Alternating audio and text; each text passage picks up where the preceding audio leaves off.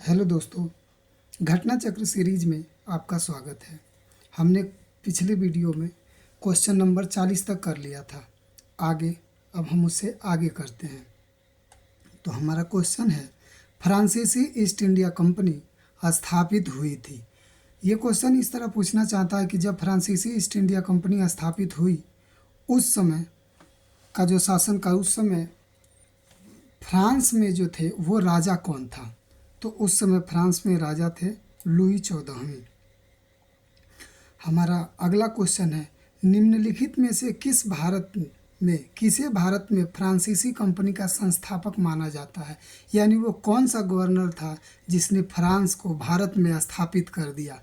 तो काल्बर्ट जो है उसने भारत में फ्रांसीसी कंपनी को स्थापित करने में काफ़ी योगदान दिया था। दूसरी अगला क्वेश्चन है, फ्रांसीसी दक्कन में शक्ति आंदोलन स्थापित करने में असफल रहे क्योंकि जो फ्रांसीसी थे वो दक्कन में अपने आंदोलन को स्थापित करने में असफल रहे क्योंकि कारण पूछ रहा है। अंग्रेजी फौज जो थी काफ़ी शक्तिशाली थी और उनका कारण ये था कि आधुनिक हथियारों से लैस थी और फ्रांसीसियों के पास जो कंपनियां थी, जो फ्रांसीसी कंपनी थी, वो गवर्न होती थी फ्रांस के राजा के द्वारा, जबकि ब्रिटिश ईस्ट इंडिया कंपनियां थीं वो व्यापारियों के द्वारा गवर्न होती थी। बंगाल में निम्नलिखित में से कौन सा कारखाना डचों ने स्थापित किया था। तो डचों ने कौन सा कारखाना स्थापित किया था। इसमें जो था यूपी सब इंस्पेशल और यूपी जो लोअर सब इंस्पेक्टर का था उसमें भी ये क्वेश्चन पूछा गया था, लेकिन इसमें आंसर दोनों है, बी और सी दोनों है, चिंसूरा और हुगली। इस वजह से हम इस क्वेश्चन को नहीं माने या कोई एक मान सकते हैं। अगर दो ऑप्शन दे तो बी एंड सी दोनों सही है, जब कोई एक दे तो चिंसूरा या हुगली में से कोई एक देगा। ऐसा हर बार नहीं होता है। अगला क्वेश्चन है, डच ईस्ट इंडिया कंपनी ने किस वर्ष अपनी फैक्ट्री पटना में स्थापित की थी। यानी डच ईस्ट इंडिया कंपनी ने अपनी फैक्ट्री पटना में कब स्थापित की थी। तो इसका सही जवाब है 1632 ईस्वी में। निम्नलिखित यूरोपीय शक्तियों ने भारतीय व्यापार में समय समय पर प्रवेश किया।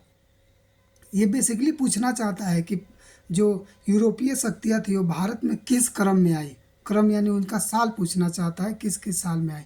तो हमें पता है कि सबसे पहले 1498 ईस्वी में वास्को डी गामा भारत आया था। तो पुर्तगाली पहले होंगे। तो हम अगर चाहें तो इस क्वेश्चन को एलिमिनेट भी कर सकते हैं, क्योंकि पहले फोर्थ लगाना है, पहला फोर्थ और किसी में है नहीं, यानी बाकी तीन ऑप्शन एलिमिनेट हो जाएंगे। तो आप इस तरह भी इन्हें सही कर सकते हैं। अगला हमारा क्वेश्चन है, सूची मैच करना है और ये सूची इस हिसाब से दिया हुआ है कि कौन से जो यूरोपीय व्यापारी थे या यूरोपीय कंपनियां थी किस किस जगह पे स्थापित हुई।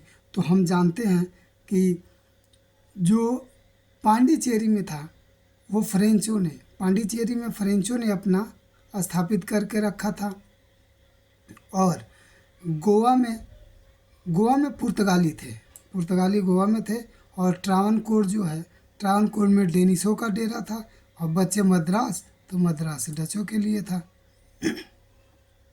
निम्नलिखित में से किन स्थानों पर डचों ने अपनी व्यापारिक अड्डे स्थापित किए थे। तो डचों ने किन स्थानों पर अपने व्यापारिक अड्डे स्थापित किए थे, उन अड्डों का नाम बताइए। तो डच नागपट्टनम, चिंसूरा, मछलीपट्टनम, सूरत, भरूच, आगरा, कोची, इन सारे ही जगहों पे डचों ने स्थापित किया था। हमारा अगला क्वेश्चन है, उस क्षेत्र की पहचान करें जहाँ से यूरोपवासियों को सर्वोत्तम सोरा और अफीम प्राप्त होता था। तो यूरोपवासी जो सबसे ज़्यादा भारत से व्यापार करते थे वो व्यापार सोरा और अफीम का ही करते थे, जिससे उन्हें काफ़ी मुनाफा होता था। और उस समय बिहार जो था सोरा और अफीम का सर्वोत्तम उत्पादक राज्य हुआ करता था, जबकि वो बिहार नाम से नहीं था। मृदा के स्वरूप, निम्नलिखित पर विचार करना है कि मृदा के स्वरूप तथा उपज के गुणों के आधार पर भूमि राजस्व का मूल्यांकन, युद्ध में चलती फिरती तोपों का उपयोग, तंबाकू और लाल मिर्ची की खेती, उपयुक्त में से कौन सी अंग्रेजों की देन है भारत में। तो अंग्रेजों की जो देन है, तंबाकू का तो खेती अंग्रेजों ने नहीं किया। तंबाकू का जो शुरू हुआ था वो तो शेरशाह, भू राजस्व प्रणाली तो शेरशाह सूरी ने पहले ही शुरू कर दिया था और लाल मिर्ची की खेती जो है, तंबाकू और लाल मिर्ची की खेती जो है, ये पुर्तगालियों की देन थी, ना कि अंग्रेज़ों की देन थी। और ये जो भू राजस्व प्रणाली जो हमने शुरू करने की बात करें, भू राजस्व प्रणाली अकबर से अंग्रेज़ों से पूर्व शेरशाह ने शुरू किया था, और शेरशाह के ही इस पद्धति को अकबर ने आगे बढ़ाया था। इनमें से कोई भी ऑप्शन सही नहीं है। अंग्रेजी शासन काल में भारत का कौन सा क्षेत्र अफीम उत्पादित है? फिर वही क्वेश्चन है, अगेन बिहार होगा। बार बार अगर क्वेश्चन रिपीट हो रहे हैं तो इसका मतलब है इन सब क्वेश्चनों के आने के चांसेस ज़्यादा हैं, क्योंकि देखिए ये 47th बीपीएससी में पूछा गया था इस क्वेश्चन को। अगला क्वेश्चन है, निम्नलिखित यूरोपियों में से कौन सा एक स्वतंत्रतापूर्व भारत में व्यापारी के रूप में सबसे अंत में आए थे? व्यापारी के रूप में सबसे अंत में जो आने वाली कंपनी थी वो फ्रांसीसी थी। हालांकि इन्होंने अंग्रेज़ों को काफ़ी अच्छा टक्कर दिया था। किसने ईस्ट इंडिया कंपनी के बारे में यह टिप्पणी की कि कंपनी एक असंगति है, परंतु यह उस व्यवस्था का भाग है जहां सब कुछ ही असंगत है? ये टीवी मैकाले ने इस तरह की टिप्पणी की थी। तो अगला इसी हमारे सीरीज में हम आगे देखेंगे कि ईस्ट इंडिया कंपनी और बंगाल के नवाब, तो ईस्ट इंडिया कंपनी और बंगाल के नवाबों के बीच किस तरह से संबंध रहे, क्योंकि जब 1707 ईस्वी में औरंगजेब की मृत्यु हो गई, उसके बाद से मुग़ल सल्तनत लगभग बिखरने लगा था, और फिर कभी भी मुग़ल सल्तनत साम्राज्य का रूप नहीं ले पाया, और अंग्रेज़ धीरे धीरे मजबूत होते चले गए। तो हमारा पहला क्वेश्चन जो है इस प्रश्न में लिखा कि निम्नलिखित में से कौन सा एक मुग़ल सम्राट द्वारा नियुक्त बंगाल का अंतिम गवर्नर था? मुग़ल सम्राट द्वारा नियुक्त बंगाल का अंतिम गवर्नर मुर्शिद कुली खां था, जिसने क्या किया कि 1717 और 1727 के बीच में बंगाल के सूबेदार के पद पे नियुक्त हुआ, बाद में स्वतंत्र राज्य स्थापित कर लिया। मुग़ल बादशाह द्वारा नियुक्त बंगाल का अंतिम सूबेदार कौन था? फिर वही क्वेश्चन है, मुर्शिद कुली खां होगा। निम्नलिखित में से कौन सा युद्ध था जिसने भारत में ब्रिटिश के प्रभुत्व को प्रारंभ किया? देखिए क्वेश्चन ध्यान से देखिएगा, ये कह रहा है कि प्रभुत्व को प्रारंभ किया। यदि यही क्वेश्चन पूछता कि प्रभुत्व को स्थापित किया तो उत्तर बदल जाता। अगर पूछे कि प्रभुत्व को प्रारंभ किया तो हम प्लासी का लगाएंगे, अगर पूछे कि प्रभुत्व को स्थापित कर दिया तो उस समय हम बक्सर का युद्ध लगाएंगे। उत्तर में इंग्लैंड की ईस्ट इंडिया कंपनी की भारत में प्रथम निर्णायक सैन्य सफलता मानी जाती है। प्रथम निर्णायक सैन्य सफलता यही प्लासी का युद्ध था, जिससे उन्हें काफ़ी बंगाल का दीवानी मिल गया, जिससे काफ़ी धन उन्हें मिलने लगा था। प्लासी का युद्ध लड़ा गया था। फिर हमारा वही क्वेश्चन है, प्लासी का युद्ध 1757 ईस्वी में लड़ा गया था। निम्नलिखित में से किसने अपनी राजधानी मुर्शिदाबाद से मुंगेर स्थापित कर लिया? अंग्रेजों से तंग होकर बार बार उन्हें पिट्ठू या यूं कहें कठपुतली नवाब बनने से तंग होकर के मीर कासिम ने क्या किया, मुर्शिदाबाद से मुंगेर अपनी राजधानी को स्थापित किया था। सिराजुद्दौला लॉर्ड क्लाइव द्वारा परास्त हुआ था। तो ये पूछना चाहता कि सिराजुद्दौला जो है वो लॉर्ड क्लाइव द्वारा किस युद्ध में परास्त हुआ था? अगेन 1757 प्लासी के युद्ध में। सबसे अधिक निर्णायक युद्ध जिसने अंग्रेज़ों के भारत में प्रभुत्व को स्थापित किया था। देखिए अभी हमने ऊपर जो क्वेश्चन पढ़ा उसमें था कि अंग्रेज़ों का अस्थायित्व को प्रारंभ किया था, और ये कह रहा कि प्रभुत्व को स्थापित किया था, जो कि मैंने पहले ही आपको बता चुका है। ये है बक्सर का युद्ध। अगला हमारा क्वेश्चन है, निम्नलिखित में से किसे स्वर्ग से उत्पन्न सेना नायक कहा गया है? स्वर्ग से उत्पन्न सेना नायक रॉबर्ट क्लाइव को कहा गया, और ये जो कहने वाला था विलियम पिट ने यह कहा था कि जो रॉबर्ट क्लाइव है वो स्वर्ग से उतरा हुआ एक सेना नायक है। प्लासी का युद्ध मैदान कहाँ स्थित है? तो प्लासी का युद्ध पश्चिम बंगाल में हुआ था, तो यानी ये पश्चिम बंगाल में स्थित है। अंग्रेजी ईस्ट इंडिया कंपनी द्वारा लड़े गए निम्नलिखित युद्धों में से कौन सा सर्वाधिक निर्णायक रहा? फिर से ध्यान से इस बात को समझिएगा कि पूछ रहा है कि सर्वाधिक निर्णायक कौन सा रहा, ना कि प्रारंभ किया। अगेन हमारी बक्सर की लड़ाई, क्योंकि इस लड़ाई में एक साथ बंगाल के नवाब और मुग़ल बादशाह परास्त हो गए, जिसके चलते अंग्रेज़ों को काफ़ी बंगाल की दीवानी मिल गई, जो यूरोप से पैसे लाकर धन लाकर वो भारत में व्यापार करते थे। इस व्यापार की समस्या से उनको उनको समाधान मिल गया। अब उन्हें व्यापार के लिए पर्याप्त धन हम बंगाल से मिलने लगा। अगला क्वेश्चन है हमारा, निम्नलिखित में से कौन सा युद्ध भारत में अंग्रेजों के आधिपत्य की स्थापना की दृष्टि से सबसे महत्वपूर्ण समझा जाता है? फिर वही बक्सर। 1765, अगला क्वेश्चन हमारा, 1765 ईस्वी में ईस्ट इंडिया कंपनी को बंगाल की दीवानी किसने प्रदान की थी? तो 1765 ईस्वी में 1764 ईस्वी में बंगाल के 1764 ईस्वी में मुगल सम्राट बक्सर के युद्ध में हार गए, जो कि बाद में उन्हें दंड स्वरूप बंगाल की दीवानी सौंपना पड़ा अंग्रेजों को। बक्सर के युद्ध के समय दिल्ली का शासक कौन था? तो बक्सर के युद्ध के समय शाह आलम द्वितीय जो थे वो दिल्ली का शासक था, जो कि मुगल वंश का शासक था। किस गवर्नर के कार्यकाल में ईस्ट इंडिया कंपनी को शाहजहां शाह आलम द्वारा बंगाल, बिहार तथा उड़ीसा के दीवानी मिला था?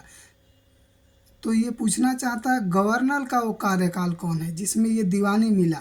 तो गवर्नर का कार्यकाल है लॉर्ड क्लाइव, और उस समय जो राजा थे, जो मुगल बादशाह थे, वो थे शाह आलम द्वितीय। और इसी परिप्रेक्ष्य में जो कि हमने आगे पढ़ा कि विलियम पीट कहता है कि लॉर्ड क्लाइव जो है वो स्वर्ग से उतरा हुआ सेना नायक था, इसी परिप्रेक्ष्य में कहा गया है। बक्सर की लड़ाई के समय बंगाल का नवाब कौन था? मीर जाफर था। बक्सर की लड़ाई के समय मीर जाफर था।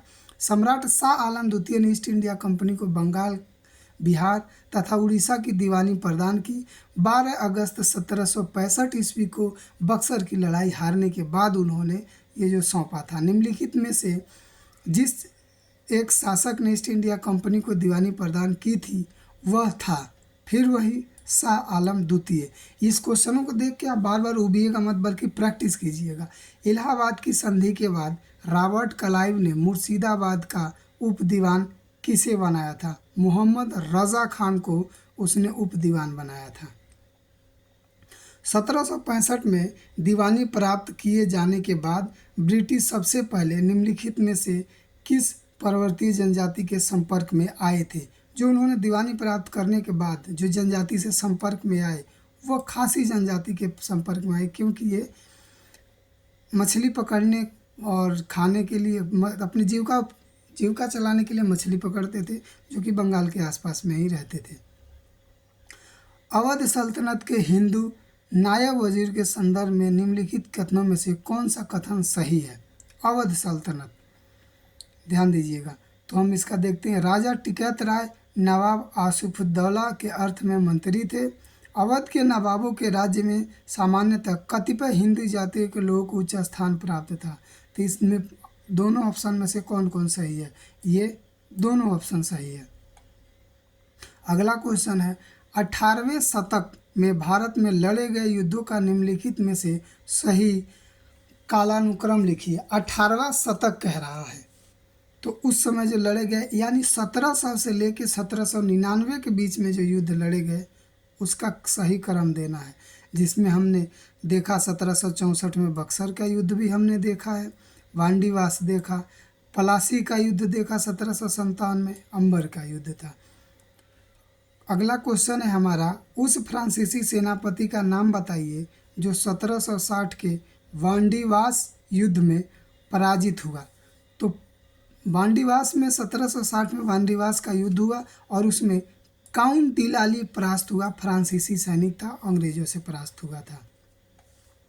वांडीवास के युद्ध में 1760 में कौन हारा? अभी हम ऊपर पढ़ के आए हैं, ब्रिटिशों से फ्रेंच हारे थे।